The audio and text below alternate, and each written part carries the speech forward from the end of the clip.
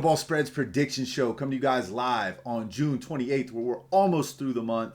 I'm going to give you my leans and my takes on MLB slate today by On the Ball Spreads and presented to you by Blowout Alert, best data and analytics website in the business. Guys, all I ask is that you guys make sure to drop a like and subscribe. And of course, put your MLB comments in, or your MLB picks in the comment section. And let's get to it. Let's talk about the slate. Yesterday was a great day. We saw some home runs. Blowout Alert's home run signal was phenomenal. Brandon Lowe, Junior Caminero, and Ketel Marte all listed inside the top 5. All 3 hit home runs. It was just a great day for home runs yesterday, from Ian Happ on and on. Many guys had home runs yesterday. It was nice to see that. Bryce Harper, bunch of guys went yard. Let's see if they got those Goldilocks balls going again today. Maybe we find a few. Maybe I'll review a home run at the end of the video if you guys hang with me. All right, let's get into it. Let's talk about this matchup. Cincinnati Reds, Pittsburgh Pirates. You got Brady Singer on the mound. He's going one way with his ERA, and Mitch Keller's going the other, meaning Brady Singer is trending below his ERA right now. 0 earned runs, 1, 2, 1, 3. You know, he's got a 6.2 ERA. He's well below that right now. Mitch Keller, on the other hand, with a 3.8, has given up 7, 6, 5, 4, 3. He's playing above that ERA. In this spot here, you know, Pittsburgh does have home field. They do have the run differential. One thing that I've noticed this week is teams that are favored in the run differential category over the last 10 have typically won the ball game. I don't trust the bats of the Reds consistently. I think I'm going to have to get behind the Pittsburgh Pirates here today, back them on the money line. And once again, you're looking at Blowout Alert. This is in the descriptions tab. You can follow the link inside the descriptions tab. Sign up for free there today. Blowout Alert, data and analytics website, gives you the leans, gives you value plays, gives you signals, all kind of different edges to take and build your parlays or your straight bets for the day. Here, it's a 12-point engine edge. They own a 1.8 run differential over the last 10 games over the Reds. They have a slightly better starting pitcher as far as FIP goes. But look, guys, I just can't get behind Brady Singer here, even though he pitches better on the road than he does at home. I just can't do it. I think that the bats are more talented for the Pirates. Give me the money line at -141, and we'll go to our watch list and make sure we got that cleared out. Yep, so we got the Pittsburgh Pirates in there now, and we're going to move on to the Washington Nationals and Baltimore Orioles. Before we go any further, guys, all I want to say is today is brought to you by ONYX Odds. Spend 10, get 200. You can find this in my descriptions tab, the link to sign up and grab that free $200. Just use code word on the ball. Now we're getting back into the slate. Washington Nationals taking on the Baltimore Orioles, where we got Lytle on the mound versus Bradish. I don't like what I've seen out of Zach Lytle this year. Look, his earned runs have been pretty high over the last 5 starts. He did look good early in the season, kind of fallen off here over the last couple. Baltimore Orioles have a clear pitching edge here. And I also believe the run differential, like I just mentioned, they've got a plus 2.7 over the last 10 games with the run differential. I just said the trend this week has been teams favored in run differential have won fairly easy. Kyle Bradish has a higher than average strikeout rate, right around 25%. I think that the Baltimore Orioles would be the play for me today, and only the Baltimore Orioles. -205, I don't want to lay that type of juice, so go ahead and give me the run line, -1.5. All right, guys. Texas Rangers taking on Toronto. You got Kumar Rocker taking on Shane Bieber, the Justin Bieber guy. But yeah, man, let's take a look at Bieber. He got peppered in his last start, man. 9 hits, 4 earned runs, only 2 Ks. I think he's going to get peppered again today. Kumar Rocker has been pretty solid all year long. Other than that start against Minnesota, that's really his only bad start in the last 30 days. I think it's worth noting that the run differential, once again, is on the Rangers. I think that they do have a quality pitching edge, just ever so slightly with Kumar Rocker on the FIP side of things. And, you know, the Blue Jays hold that home field advantage where they do play better, hit the ball better. But I'm just not there with it. I think that, you know, the Texas Rangers can play really well today. The bats can get after Bieber. That's kind of my outlook on this one, because I know Kumar Rocker does play better at home than he does on the road. He holds a slightly higher ERA on the road starts. But look, I trust the Texas Rangers bats to get after a guy who just got peppered, 9 hits, 4 earned runs in his last start. I think he's still got some rust to shake off. Go ahead and give me the Rangers here on the money line today for the value as well, +109. All right, guys. Into the next one, Arizona taking on the Tampa Bay Rays. This has been a weird one for us here, guys, because Tampa Bay's Rays have been putting belt to ass. I think yesterday we faded them a little bit, expecting them to cool off. But look, 2.2 run differential. We just talked about it. I'm going to keep coming back to it. It just seems like the teams that have the quality starting pitcher and then the run differential combined, it's been a win for the last several days. Every time I fade that line, it comes back and it bites me in the ass. So look, run differential favorites the Tampa Bay Rays. Also, Rasmussen has been lights out. Take Rasmussen today for 6 Ks. Boy's going to throw the high stinky cheese. Sub 4 ERA. He's looked really good in his last 5 starts. And then, obviously over here with the Diamondbacks, still to be determined on who their pitcher is today. But that's not going to make a big difference for me at this point. I believe in Rasmussen. I believe in this Tampa Bay Rays lineup. I know they had that little cold streak there for about 2 weeks, but they're back on track. 47 wins, 33 losses, home field advantage. We know they play significantly better in Tropicana. The hitters play better. Look at what Caminero's been doing down there in Tropicana this week.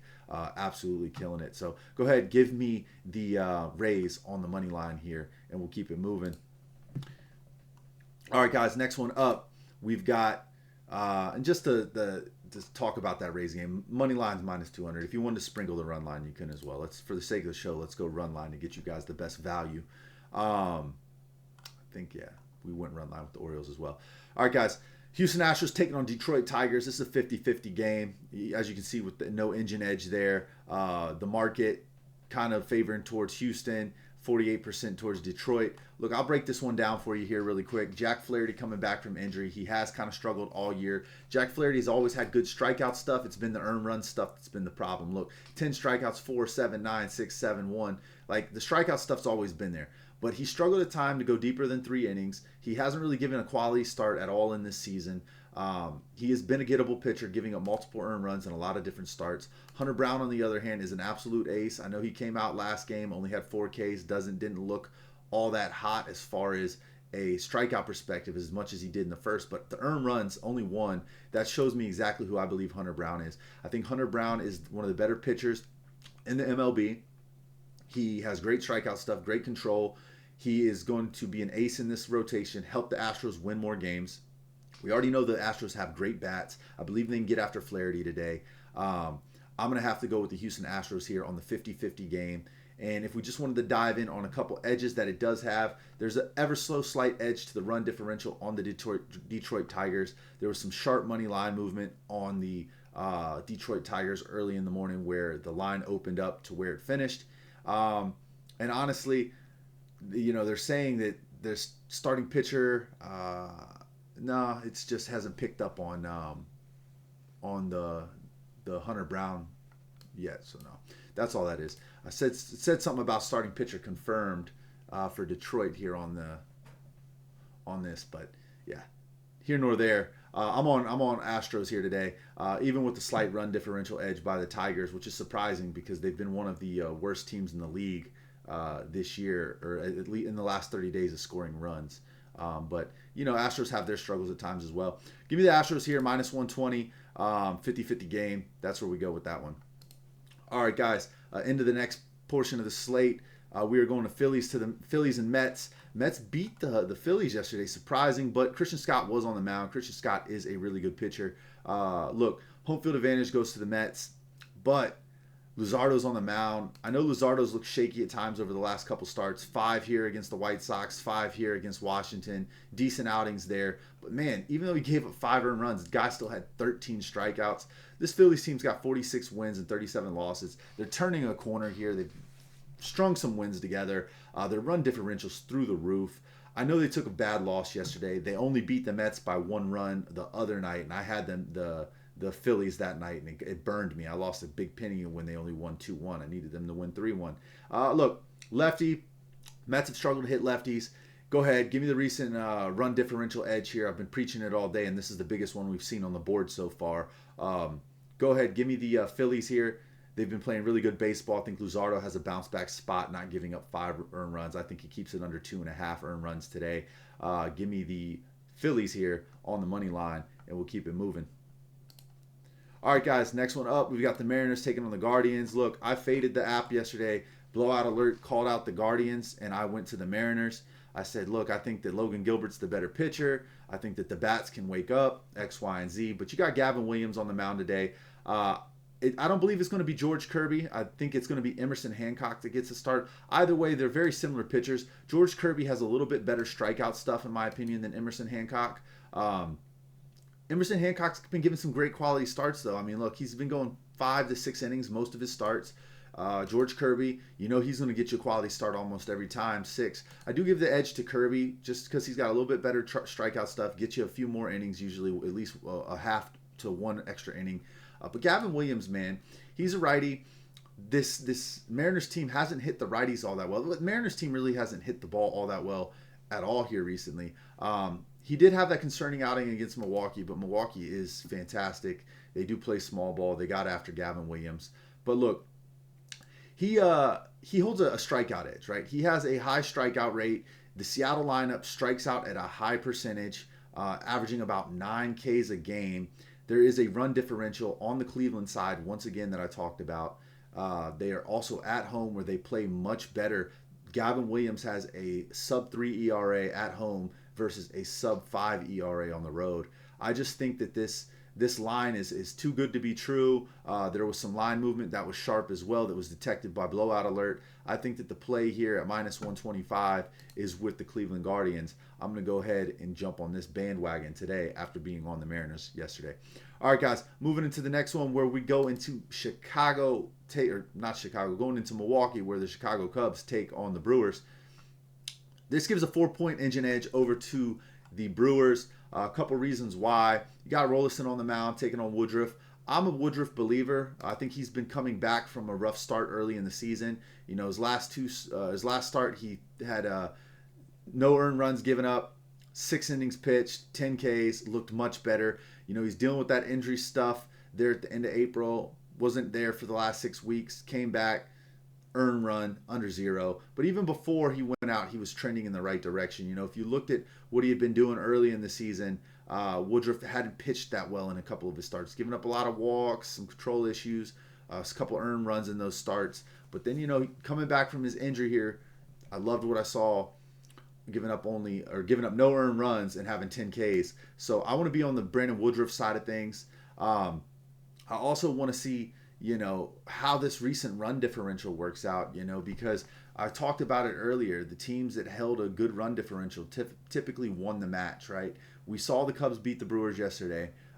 They hold the run differential edge, but I believe Woodruff is the better pitcher. So here to me, this does feel like a 50-50 game where the value would lie on the Cubs because of the plus 139 on the money line and not on the Brewers so much due to Woodruff. But for the sake of what I'm betting on my end with my premium picks that I sell over at the Winible link in the descriptions tab, I am on the Brewers today at minus 1.5. So I will go ahead and stick with the Brewers at minus 1.5.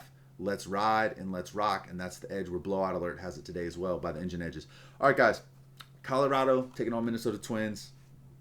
Plenty of other better plays on the board to take than this one. Let's just keep it short and sweet. Ryan Feltner on the mound. I believe they're taking on Connor Prilips today. In the pitching order, just hasn't pulled him yet from our site, but I believe Prilips will be the one who drops on. Rookie pitcher, hasn't played very well in his MLB debut. But Minnesota holds the run differential. They've hit the ball really well. They're at home. We know they play better ball at home. There has been some line movement on the Minnesota Twins side of things.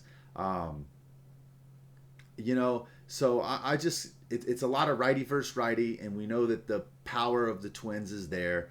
So I think that just from a hitting perspective, them being at home, I think the play is the Twins, but there's no value there. I really wouldn't want to bet this. This is a 50-50 game, guys. I'm not on this play today at all. And when I say that you don't really get a clear edge, you know, the only edge is it's Ryan Feltner, who does have a higher EAA, gives up some sharp contact. There are some big bats in this Twins lineup.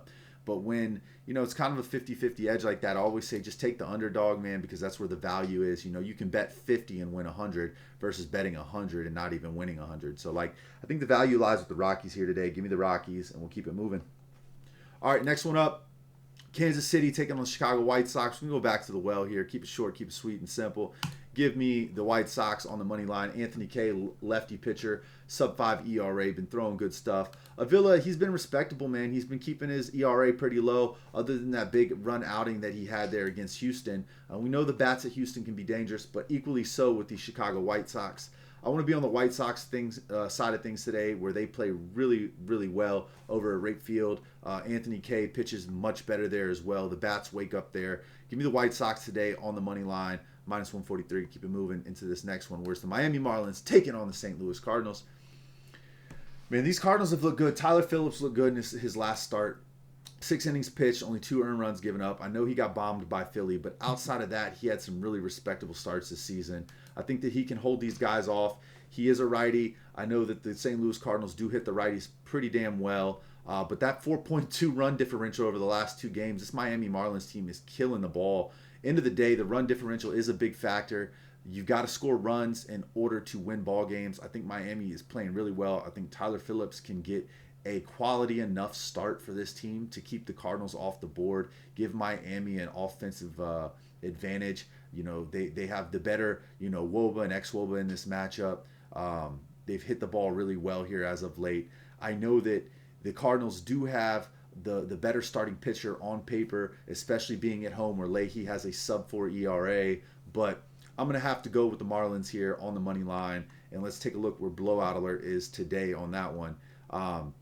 As far as this one goes. So yeah, no read on this one, no engine edge, but we did see some of the things that it shouted out at us, and it seemed like it was fairly 50-50 there. I'll be on the Miami Marlins side of things, which does line up with my rule of thumb. If it's 50-50, go ahead and take the value play.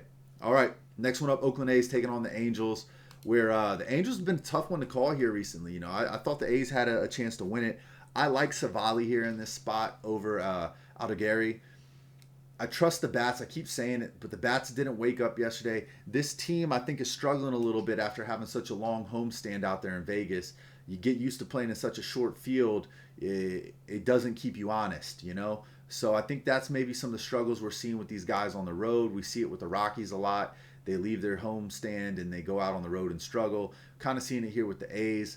But look, I think that Savali's been phenomenal on the road this year. At home, he's sub 60. He's over 7 earned runs per game at home. He's sub 4 on the road. Savali has pitched much better on the road than he has at home. I really like what I've seen out of Savali. Let's go take a look at what he's done over the last couple games. 2 earned runs, but he did have those 6 and those 7s there. He doesn't get as many starts as you would think. That last start was in the middle of June when he gave up that 6 earned runs, and then late May for the 7. He did have some struggles there late May, but look, I liked what I saw out of him that last game against San Francisco, and San Francisco is one of the hotter bats right now. They've proven that over the last 2 weeks. Surprisingly, those bats are waking up for the San Francisco Giants, and that's something you got to watch out for when you handicap games, guys, and you're looking at these slates is who's trending hot right now over the last 15-30. Who was leading the league 60 days ago like the Braves were, and where do they rank now, like dead last? Go ahead, give me the A's here on the money line. I like them backed by Savali, Nick Kurtz, Langeliers, Tyler Soderstrom. Give me the A's here on the money line to get it done today. This is our first fade of the day on the Blowout Alert engine read. But look, I just trust the bats in Savali just a little bit more. So that's where I'm at with it, guys. Let's move into this next one. Atlanta taking on San Francisco Giants here. This is a 50-50 game. And I don't know why. I know it's maybe because Chris Sale is on the mound, and Chris Sale is an ace. He's looked phenomenal. But like I just said, the San Francisco Giants have woken up. They're hitting lefties the best in the MLB, number 1 against lefty team in the last 30 days. Robbie Ray has played really good baseball. 0 earned runs, gave up 5, 0, 1, 4. It's been since mid-May when he was having those struggles that he's played a bad game. I think that this is a spot where Robbie Ray, if he's dialed in, can honestly get after this Atlanta Braves team. They've really struggled to hit the ball here lately, man. They just have, and I get it. Chris Sale has a high strikeout rate. This is San Francisco Giants team is a high strikeout, team, and the Braves are technically a strong hitting lineup overall on the season. But as far as recency bias, look, San Francisco Giants over the last 10 games have a significant edge on the run differential. Significant edge on Robbie Ray pitching at home, sub 3 ERA at home versus 5.5 on the road. Chris Sale has only pitched really good games, really sharp ace-like games back at Truist Park. I think the lean here for me is going to be the Giants over these Braves who have been struggling so far this season. Go ahead, give me the Giants at plus money value here, plus 138. And then we're going to wrap it up with the last two games of the night where you got Emmett Sheehan taking on Michael King. This is not a team you want to be struggling against, Mike King. I know that you just got the save of the day. You got our lock of the day last week when the Braves lost to you guys 0-1, and I said it was a bounce-back spot. It was one of our top plays, and boy, was I right on that one. But you're not going to win a game 0-1 against the Dodgers. I'm sorry to tell you that, Michael King. You're not going to get away with giving up 6 hits and not giving up any earned runs to the Dodgers. You met your maker today, Shohei Ohtani, Andy Pajes, Freddie Freeman, Mookie Betts, Max Muncy. I like what I've seen out of these guys over the last couple games. Dodgers hold just a slight edge in the run differential over the last 10. I also think that the record plays a part. Padres have been trending in the right direction. They're at home in Petco. But, end of the day, it's a 53-win team. They've started to hit the ball a little bit better. They're about 50-50, middle of the pack against righties. But Michael King has been getting peppered here as of late. I do know that the starting pitcher, Michael King, does play a little bit better at home than he does on the road. But for me, guys, it's Dodgers or nothing here. It's a lot of righty versus righty. I think they can get after it.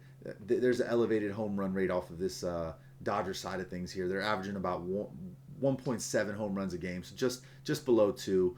So they're going to go yard tonight off from Michael King. So let's go with the Dodger side of things here on the money line. If you wanted to get cute, sprinkle a little on the run line. But yeah, give me the Dodgers minus 142 money line. All right, last game of the night, Boston Red Sox taking on the Yankees. I think you got Rondon on the mound taking on Sonny Gray. Sonny Gray has been the ace in this lineup. This team rallies around Sonny Gray. If you just take a look at where he's been with his earned runs, it's been phenomenal. The games the Yankees should have won in this series, they've dropped. So in my opinion tonight, you're not going to win it against Sonny Gray when the Red Sox rally around him. Look, Boston's run differentials through the roof over the Yankees over the last 10 games. Rondon has not played as well on the road as he has at home in Yankee Stadium. He's given up more earned runs on the road. I think that Boston's rallied around being in Fenway. I think that they've rallied around this game, this series. This is a series, like I've said, doesn't matter how bad each team is. The Yankees could be the worst. The Red Sox could be the worst in the league, but they get up for each other and they look like the best teams in the MLB. They did just that. Give me the Boston Red Sox here tonight on the money line, backed by Sonny Gray. And that's it, guys. That's the show. Just to review the slate with you guys, I'll pull up the watch list here on Blowout Alert. Once again, this is found in the descriptions tab. You can just click on the Blowout Alert link and sign up for free today. But this is where we're going, guys. We're going Boston money line, Dodgers money line, Giants money line, A's money line, Miami Marlins money line, Chicago White Sox on the money line, Colorado Rockies on the money line. I would say this is a value play, but look, we're going to go ahead and click this one out because if I follow this as a parlay, I don't want you guys having that inside the parlay. Milwaukee on the spread, lay the run line minus 1.5. Cleveland Guardians on the money line. Philly on the money line. Houston Astros on the money line. And then wrapping up the last 4 games, or the games that will kick us off here in about 30 minutes. Tampa Bay Rays, lay the run line minus 1.5. Rangers on the money line. Baltimore, lay the run line minus 1.5. And then Pittsburgh on the money line. And that's the show, guys. I appreciate y'all tuning in. Make sure to drop a like and your baseball picks in the comments. Before we go, let's pull out a signal real quick. Home runs. Why not keep riding them, guys? Junior Caminero. Give us Caminero for a home run. Who else do we want to take a look at? Devers, I think, went yard yesterday, didn't he? I like Miguel Vargas here. Good matchup. Meets my criteria. Over 33, or my criteria is over 0.25 on the descriptions. Over a 5.0 on this rate. He's got a pitching edge and rising. I also like Akamoto here. So give me Miguel Vargas, Akamoto, and let's ride with Junior Caminero as well. There's your 3-play home run parlay. Akamoto, Miguel Vargas, and Junior Caminero. Let's keep the party rolling. I'll see y'all next time, man. I appreciate you tuning in. Make sure to drop a like and subscribe. Book the one way.